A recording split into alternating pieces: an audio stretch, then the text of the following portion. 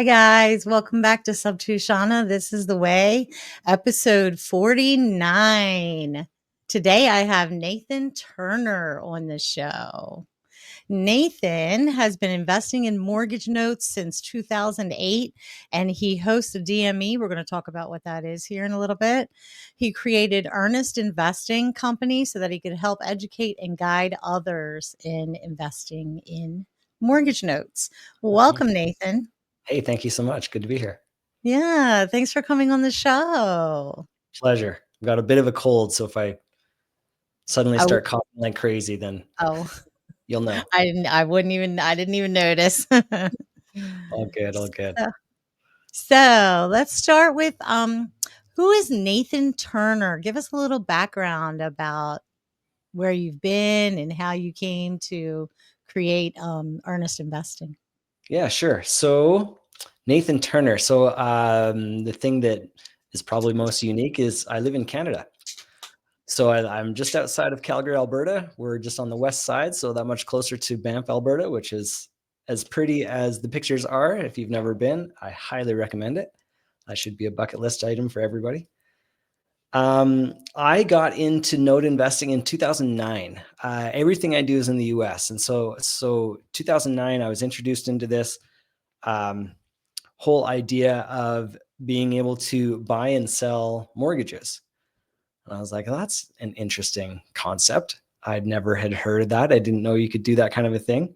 So when I first got started, it was actually in creating notes. So some creative finance and creating these notes. My idea was there's got to be a way that you can sell these contracts that we were creating. And I was kind of thinking of it as if it was like a turnkey rental. I'm like, I know you can sell a turnkey rental property. So this is basically the same thing, but in my opinion, better. So how do we get out of this? And kind of ran into this guy teaching classes down in Texas, went and took his class. And I'm like, oh my goodness, people do this? Like that's a thing. He introduced me to a conference called Noteworthy Conference. So I went to my first one in the fall of 2000, or no, it was earlier in 2009. Anyway, down in New Orleans, and went to that conference and totally blown away. There was hundreds of people in the room. All of them were talking about basically doing what I was doing, but on the buy side. So I was creating these mortgages and they were all talking about being able to purchase them. And I'm like, I can sell, like, really? There's a whole community of these? And that was kind of my introduction, and then just kind of went from there. And I've done all kinds of things since. For a long time, concentrated on defaulted mortgages and buying up mortgages where people were not making payments, because at the time there were a whole lot of those. And then most recently put together a fund where I'm back to buying creative finance, seller finance notes, performing notes into my fund. So that's it's kind of come full circle, which is sort of fun for me to think of. I'm going back and buying the thing that I started doing way back in the beginning. So that's kind of cool. We've touched briefly on the note selling in the Subto community, Yeah. but not really completely. And I mean, mortgage companies have been doing this forever, buying and selling each other's mortgage notes. Yes. All of a sudden, you'll get a notice in the mail saying, "Hey, you're not going Yeah. to be paying this person anymore. Now you're going to be paying this company." And you're like, Yeah. "What?" Yeah. Exactly. So, how long have like the for lack of a better term, common folk been able to start buying and selling mortgages? Because before, I mean, we know that the companies usually do it, but Yeah. Yeah. Depending a little bit on what you're talking about. So like seller finance notes, you've been able to buy and sell those forever, for as long as they've been around, which you can go back in the Bible and find verses about buying and selling debts. Like it's been around literally forever. yeah, The bank specific before notes. mortgages were Oh around. yeah, forever and ever. Bank specific, like actual bank notes, those I think you could buy them, but it really gained a lot of popularity back in like 2009, 10, 11, where banks were really struggling because they had thousands of these things that were not making payments. So the way it would typically go is these banks would sell to larger hedge funds. So they would do like, a 50 million, $100 million trade. And then those hedge funds were the ones that I was connected to, where the hedge funds say, Oh. we want everything in this box. Everything outside the box, we'll sell it just to get recapitalized and get back to work. because we just don't want to concentrate on it. Not that it was no good, it just didn't fit their box. So that's where me and people like me would step in and be like, I will take that stuff, the stuff that you're not interested in. And so in a roundabout way, we were buying from the banks, but not directly. They needed much bigger dollars than I had to be So able to you do. got in like pretty much in the beginning when it was really starting to take off. Yeah, it was fantastic. And like I say, I started with these seller finance notes that I'd created. And so when somebody first told me, I took a class and they were talking about bad debt and being able to buy bad debt, I'm like, that sounds crazy. Why on earth would you do that? And the more I learned, and then I tried it, and I was like, that's why you do it. I get it now. Right. Discounts, and especially back then, discounts were ridiculous. You can get stuff at 30 cents on the dollar, no problem, and do it over and over and over again because there's so many. So discounts were huge. Profit potential is huge. You could certainly do it wrong and not do well, but if you figured out how to do it right, man, oh man, there's a ton of opportunity. So Yeah. it's been fun. And there's the non-performing, there's not nearly as many of those in today's market. And those that are around, the pricing doesn't really make a lot of sense. They're far too expensive. But they still exist, and I think we're going to see more of those come on the market. But really, for today's market, the creative finance, Subto, all those kinds of things, that's really the way to go, I think. Okay. So how are the mortgage notes safe? You said something about foreclosure. You could foreclose on the properties. Yeah. Yeah. So if we go to like today's market, anytime that I'm buying a note, I like first lien mortgages. That's my specialty, Mm, residential properties. So when I'm buying something, I'm always buying with at least a 25% equity spread between what I'm paying and the value of the property. So for some easy numbers, let's say the value of the property is 150,000. Um, there's a note on it. The outstanding balance is 100. Um, there's factors that go into that. How much, what's the interest rate is the biggest determining factor on what I'll pay.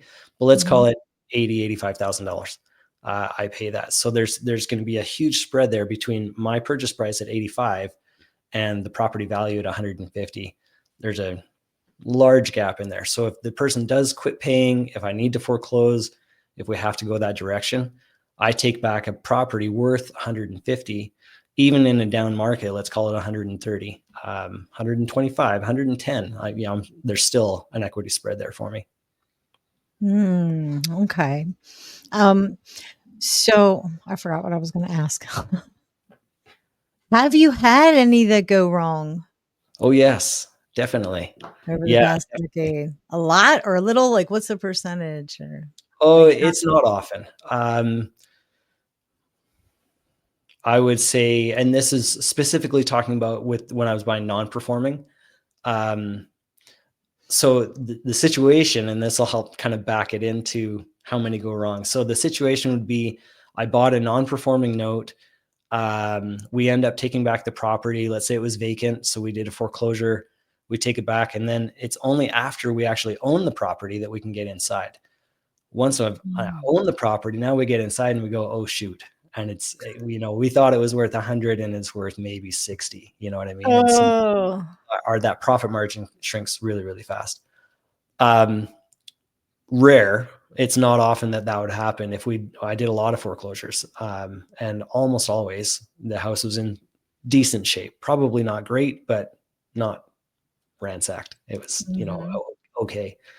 Like we're talking, I don't know, 1 in 50, 1 in So 75. then what would you do in that situation? Would you sell it to investors who would take it and flip it?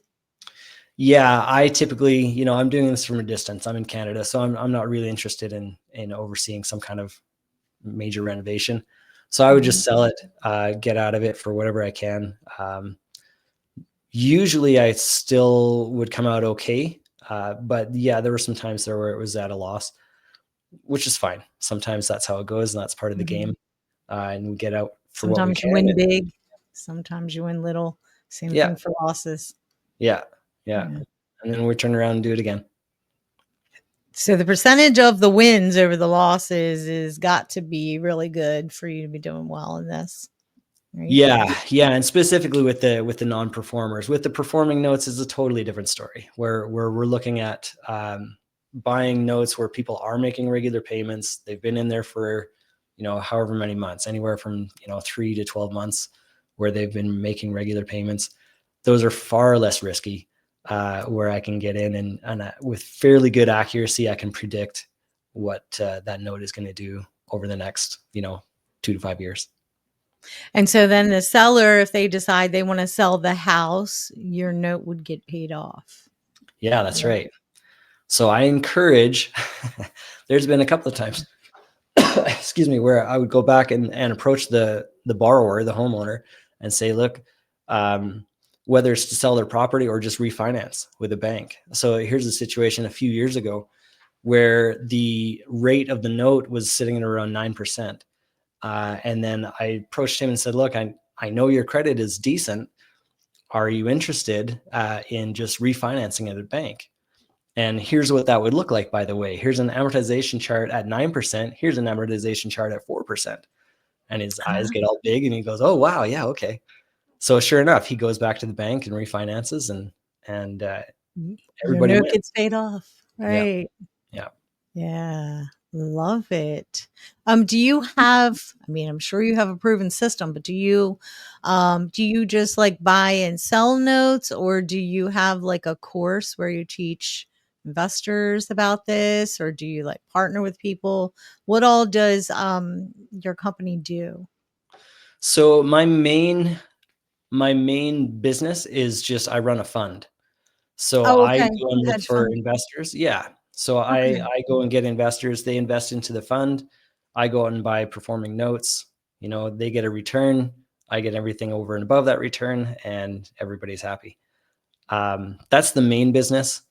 You mentioned the DME, the Diversified Mortgage Expo. That's kind of a side thing we do once a year. It's an annual conference all about note investing. Anything from those who are creating, those who are buying, those who are selling. We all get together and just swap stories and network. Gotcha. Hold on one second. So tell us about the DME, the Diversified Mortgage Expo. You're the host for that? Yeah. My wife and I took that over a few years ago. 2025 will be the 10th anniversary for this conference, so that's kind of exciting. It's the third year that we're running it, but it's been around for 10 years, and so really, it's really a lot of fun. We get together. Note investors are just a really fun group of people to get together. The night before the conference, we do an axe throwing tournament. We just Oh, get to be able to hang out and learn together. We have speakers from all different walks, the different niches within the niche of note investing, telling us about what they do and how they do it, and all kinds of things. Nobody's allowed to pitch anything. It's just straight up learning, networking. sharing Yeah, ideas. sharing ideas. So it's a lot of fun. I quite enjoy Here's the most important question. Is there an open bar? it. Not kind of. There's not an open bar. We do in like a networking reception the first evening. You get, I don't remember if it's 1 or 2 drink tickets. Same at the Mhm. axe throwing tournament, you get 1 or 2 drink tickets, and then after that, you're on your own. Yeah, we had a drink ticket situation at Squad Up, our first like big like business event in Subto. Yeah, And it was the same thing. We got like 2 drink tickets, and yeah, somehow I ended up with 10 or 12, and I'm like, "How did I get all these tickets? Here, guys, get some." The bartenders were like, "Everybody come up and get your drinks at once. You're not coming back here 50 times." yeah. No, it's a ton of fun. We really enjoy putting it on. It's a lot of work, honestly, to do that, but it's so great to get together. We can do all kinds of things online Mhm. and get to meet a lot of people that way, but it's really, connecting with your connections. And it just makes such a difference to be in person. And it's great networking too, right? Yes. Yeah. Yeah. So is Any it held vendors, other experienced people, like it's fantastic. is it a different location every year, or is it the same place in Canada or in the United States? Well, since we took it over, we have settled on Nashville. So 2025, it's Nashville, May 2nd and 3rd. And that looks like it's going to be the date going forward, is that first weekend in May. And we'll go back to Nashville every year. Nice. Okay. So So the advantage, what was that? So mark your calendar. Right. May 2nd and 3rd in Nashville, Tennessee. That's a good excuse to go. It's a lot of fun. Right. So the advantages to doing note purchases. I was poking around on your website there for a little bit. Mm-hmm. Retirement, hands-off investing. You don't have to, worry about toilets, tenants, or termites. Mm-hmm. 3 T's.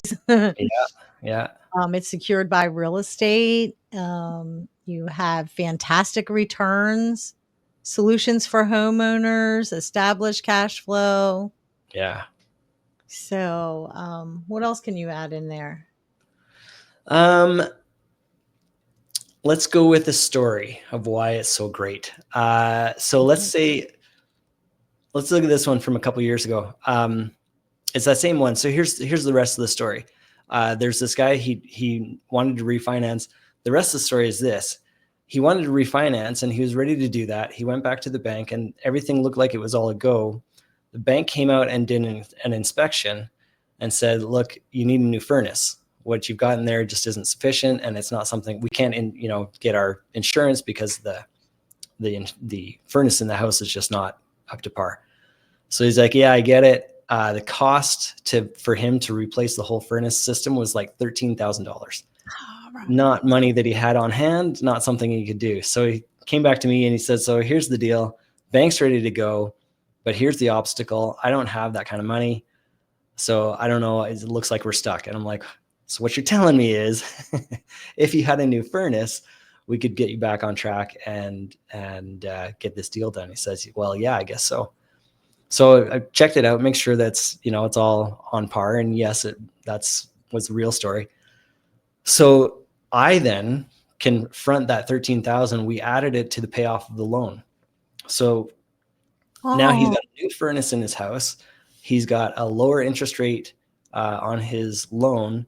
I get paid off early, which means my return goes up. Bank's got a new customer. Win, win, win all the way around. That's just okay. What did I miss? What did I miss? How did he get a lower interest rate? Did he refinance to get the? He did. He refinanced. The bank's rate at the time was about 4%. The note rate that he had with me was 9%. So he got a drastically lower interest rate. So he saved a whole bunch of money being able to do it that way. Okay. Nice. Yeah. So it really is a win-win type of business. We're always looking for how we can work together and come up with a good solution. How many notes do you currently hold, or do you hold them in? Do you have I'm not sure exactly how the hedge fund thing works. I just know that it's like a group of investors that get together and hold things. So does everything have multiple owners, or do you each have your own notes that you all belong to this fund together? Or how's that work? Yeah, that's a good question. So the way that it works is it basically just creates one big pool. So the investor will come in with their, minimum for me is 50,000 investment. So this guy comes in with 50, she comes in with 100, he comes in with 250, whatever it is, whatever the amounts. All that money just goes into one big pool. And then me as the operator, I go and say, okay, with this now, $500,000 pot, I'm going to buy this, and this. The investors all get their 8% return. And I'm able to go out and buy whatever I can buy, whatever I want to buy that makes sense for the group rather than one individual. So it's formed actually as a limited partnership. Anybody who comes in as a limited partner, and you just become part of this pool. And the advantage for the investor on that is because you're part of that larger pool, the more notes we have, the more the risk gets spread out. So if we've got right now, going back to your original question, right now we've got about 20 notes in there. Once we're fully funded up to 5 million, we'll have roughly about 100 notes. which I've done in the past, but with individual investors. So this is much more efficient. What that means is you've got 100 notes in that pool. Let's say 10 of them go bad. The people are not able to make payments for whatever reason. 90 of them are still paying. So the risk is completely spread out. I go in then and manage those 10 that are having issues. And most of the time we can get them back on track. Almost always, it's interesting versus the bank, right? You've got somebody who's in trouble. They've had some kind of life thing happen that's come up that has gotten in the way of making payments. Because I'm not a bank, I am far more flexible. And I can be way more understanding and say, okay, so what needs to happen then? How do we get you back on track? And whether that's adjusting the payment, whether that just means they need a month or two to get back on their feet, it can mean all kinds of different things. But I have the flexibility to say, given your specific situation, here's what we can do, and tailor it to make it work for them, and then also work for me, make sure that it works for both sides, and then we get back on track. So it's really rare that I need to actually foreclose on a person. The vast majority Because of unlike banks, you're going to yeah, call them human to human. It has more of a human right. element to it. Yeah. Love It's that. almost always when I'm doing a foreclosure, it's on an empty property. And so, somebody passed away or they abandoned the property for some reason. Then I foreclose, but it's really rare that I foreclose on a person. So, do you mostly do deal in single family homes, or do you do any multifamily or any, business buildings or anything like that?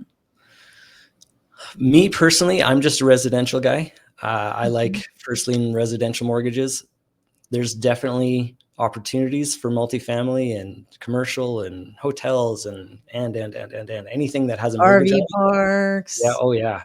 Yeah. Anything that has any kind of loan attached to it, that loan can be bought and sold. So there's opportunity everywhere, but my niche is residential first. You're talking to the right audience here with the Subto community, because Yeah. that's our main. I mean, we do it all as well, Yeah. but the vast majority is the Yeah. residential for sure. And so for specific for your community, this is why I'm excited to be on your show, because I've found that a lot of people that are doing Subto or any kind of creative finance, most of the time they don't know that they can sell their loan. Yes, you can. There's a whole group of us that would love to buy your note. So I would Oh, love to, have more communication and more contact. I can help you build the note to make it the most attractive, to make it where a note buyer, it becomes a no-brainer, and they can say, "Oh yeah, I'll buy that all day long." And then, I mean, we can do a ton of business together if we can get on the same page and just keep rolling it around. yes, absolutely. Yeah. So lots of people in the Sub2 community would either be able to invest in your hedge fund and be a Mhm. member, and or or both, sell some of their creative finance properties that they're kind of trying to look to offload. We Yeah. just had a and this is how you can get a hold of Nathan here and book an appointment to talk to his team to see how you can do whatever it is that you're interested in doing. Yeah. You can have a one-on-one appointment. But we just did a challenge where we had 102 teams Mhm. with 10 to 12 newbies on each team, Wow. where we all got together, and like I was one of there's like about 3 team leaders for each team, and Okay. I was like the TC slash operator, and then we had a coach, and then we had what we called a rainmaker for the software, and the main team leader. Oh, very cool. And we were trying to help all these new Sub2 community members get their first deal. Oh, So, awesome. and we're still, it just ended last week, and we're still going with the offers and stuff that we put in. So there's Oh, that's going to great. be a lot of stuff that we're going to have to offload here eventually. Yeah. But Yeah. yeah. And then come to the conference. Wait, if it's not me, it'll be somebody else.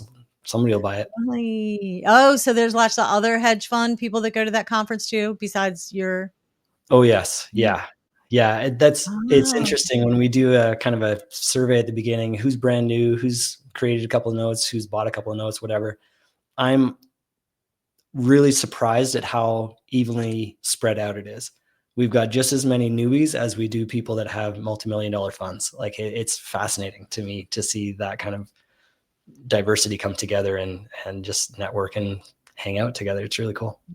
Yes, absolutely. Okay. So you do consultations.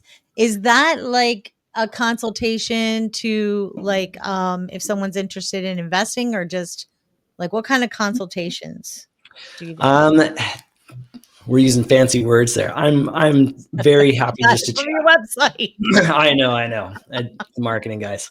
No, I'm really just happy to chat with people. If whether it's you want to do this totally passively and get into a fund, great. Mhm. Or whether you are wanting to do this actively and do it yourself, awesome.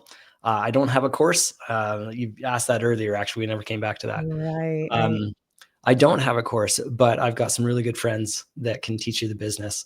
And I would highly encourage you to take some courses to learn the business, because it's not real estate. If you've done real estate in the past, that's great. This is not the same thing. So Do you make think sure. it's a lot easier? The note stuff, do you think it's a lot easier, or In some ways, yes. There's more. I would say there's more that you have to know in terms of like rules and regulations and things. Um, Once you own a note, though, it's far less work than a rental, for is sure. it mostly hedge funds that do this kind of note buying and selling, Not or are there necessarily. like No, there's just some regular people, just regular individuals. You can buy them into your IRA. You can use your IRA to invest into funds, to buy notes, which is a really great thing to do. And then you've got that income coming straight into your IRA. That's awesome. So, I mean, there's tons of ways that you can do it, and there's niches within niches. So there's an opportunity for everyone, I think. right, or even anybody that's involved in infinite banking. Yep. Yeah, Yep. That would work too. love Whoa. it. You okay? Yeah. My screen just went black. Oh, so you can't see me, but I can see you? Yeah. Hang on one Okay. Don't spot. worry, we can cut this part out. I can cut this Okay. part out. Give me 1 second. I don't know if connection came Okay. loose. I'm gonna pause it. Okay. Okay. So, like we were discussing before, I think it was on the PBD podcast here recently that BlackRock is getting ready to release several $billion to buy up a bunch of, I don't know, notes or property. Do they do both, or do they just lend money out to investors and then make money off of the investors' purchases? Or do you even know? Like, I'm not entirely sure, but I think they do buy notes. I know a lot of, so you'll see every once in a while there'll be like a Fannie Freddie announcement on, depending on what news you're watching or whatever. And yeah, I don't really watch TV anyway, but right? Me either. you'll see an article or whatever on Housing Wire or something that says a Freddie Mac pool sold, where the balance of the pool was whatever $100 million, and somebody just bought it for 95 cents on the dollar or something like that. Oh, okay. So those were like all the houses that they had to foreclose on that were just kind of sitting there and they wanted to clean the books. It could be all kinds of things. It could just be like Fannie Mae's just looking to recapitalize, so they sell off a bunch of loans. Like it happens all the time, Mm, where they'll just sell off a bunch of loans and then go out and issue some more. It's super super common. A lot of the time it's done like as a security, so they'll bundle up 200 loans and call it a security and sell it as a package. That happens a mhm. lot. That happened in the lead up to the big crash. The issue back then was they were calling it A paper, like really good stuff, and it turns out it was not. It was terrible paper where people were not making Sneaky payments. little sly sons of. Yeah. So that did not help the whole situation back then. But anyway. No, it did not. Okay. So is there anything else that you would like to tell our listeners today? I think specifically for this audience, like if you're doing sub twos, if you're doing creative finance, oh man, check us out. Me and everybody else like me, we're always looking for notes to buy. So absolutely, let's get together and see what kind of business we can do. Absolutely. So we had that there for people to reach out and set an appointment and discuss what they can do. And then here are all the ways to reach Nathan Yeah, on Facebook and LinkedIn, and of course his website where you can find all the things, yeah, and they can send you an email as well. yes, yeah. On the website there's a link to go to the Diversified Mortgage Expo website as well if you want to check that as well. But yeah, please reach out. Love to talk and consult. Yes. So the Diversified Mortgage Expo, that's like a bunch of different hedge funds and note owners that Yeah, anything from individuals, brand newbies, people that have just barely heard about notes, all the way to people that have these multi-million-dollar funds. nice, nice. And you can learn things there and network and have some fun too. Make sure Note you get investors there are the day before when there's a open a bar. right. Note investors are already super open, and then you get a couple drinks in them, and they'll tell you anything you want to know. Oh, there you go. All right. Okay. So I want to thank you for coming on the show. I Hey, really thank you. enjoyed this. You're Yeah. welcome. So I have a couple questions that I asked all my guests at the end of the Yes. show. And the first one is, what does success look like to you?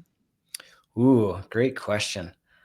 Success to me is it's been a changing definition over my life, actually. Um, I think that my most current definition is um, falling down and getting back up again. Where Fail forward. yeah, there's no such thing as there's never a too late. There's never a not enough. Like just keep going, just keep going, keep going, keep going. That's success. And then that'll get to you to your goals. I think are different than your success. So have your goals and achieve your goals. As you do that, that is success. You don't have success once you've achieved them. I think that you have success as you reach for them. Yeah. Failures are how we learn the most. Yes. Yes. Yes. I love that. That's awesome. Okay. And the second question is, if you could leave our listeners and watchers with a piece of profound advice, potentially life changing in work or business, I mean, in work or personal life, what would that be? Profound advice. I think I have to go back to answer A. Just keep going. Just keep going. Never quit. Yeah, you're always going to have something come up. There's always going to be something that's not what you planned on. I mean, that's the definition of frustration is unmet expectations. We're all going to experience that, but just keep going, keep going, keep going. I had this thing on my Facebook banner recently. It says, and I got it from Caroline Kane, who hosts one of the Zooms in our community. And I think she might have got it from Modiversity because Okay. she listens to a lot of that too. And it's, you can't lose if you never quit Yeah. because you're still doing it. Yeah. So Yeah. you don't That's lose until you quit. Then you're defeated. right. No, just keep going. Things work out. Love it. Okay. Well, thank you so much, Nathan. We'll have to Pleasure. check out that the Diversified Mortgage Expo for sure Yeah. in I would Nashville, love to have Tennessee. those. Yeah. Anyone who's creating a mortgage, anyone who's creating any kind of note, there's a market for that. So check us out. Yeah, I'll have to give my community inside my community a sneak peek of this video. Awesome. Sounds good. All right. Well, hang back after the show and we'll have a little chat before we part ways. Okay. And we'll see you next time, guys. Bye.